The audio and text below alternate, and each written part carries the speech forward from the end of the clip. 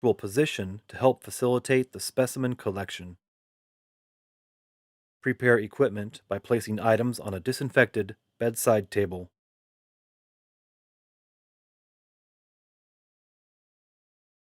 Prepare the items on the table in a manner that is conducive to performing the procedure. Place packaging into the waste container unless it is required to maintain sterility of the equipment. Unscrew the cap from the vial containing the transport medium, but leave the cap on top of the vial. Place an opened disinfectant wipe on the clean table in preparation to receive the container after sample collection. Once you are ready to obtain the specimen, perform hand hygiene. Healthcare workers must be mindful of the potential contamination risks they may encounter during the specimen collection, including exposure to infected bodily fluids and the potential contamination of personal protective equipment. Barriers can be used during the procedure to help mitigate this risk.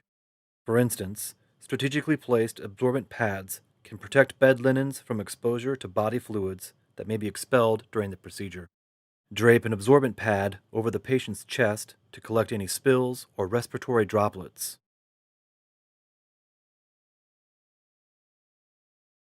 Ask the patient to blow their nose with a tissue to clear their nostrils. Using a flashlight, inspect inside the patient's nostrils to ensure there are no obstructions, such as a deviated septum.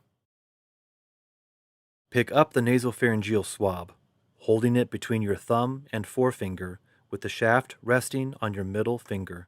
Have the patient tilt their head back. A pillow placed beneath the patient's shoulders can help facilitate the tilting of their head.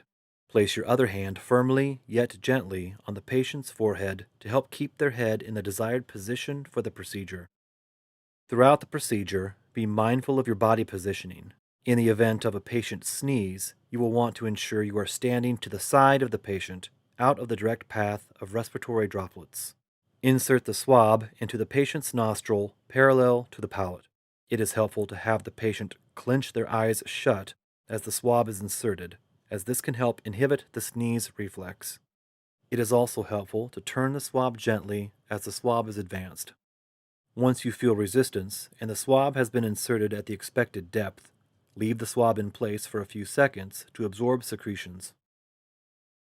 Gently withdraw the nasopharyngeal swab and remove your hand from the patient's forehead.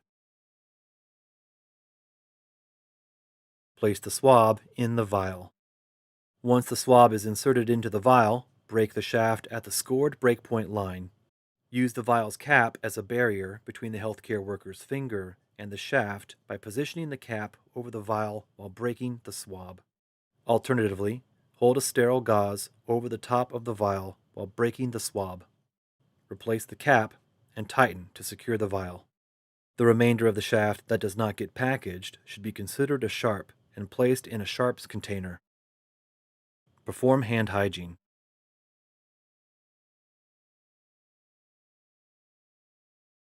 Wipe the nasopharyngeal specimen vial with an EPA-approved disinfectant wipe.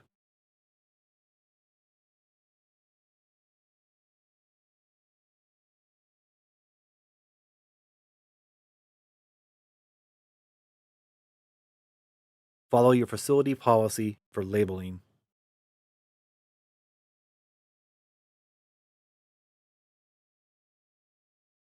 And place it in a laboratory transport biohazard bag.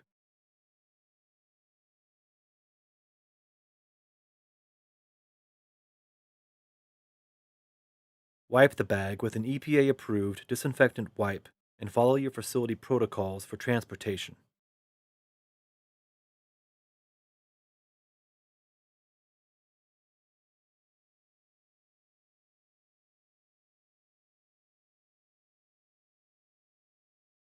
Clean the procedural area and provide care to the patient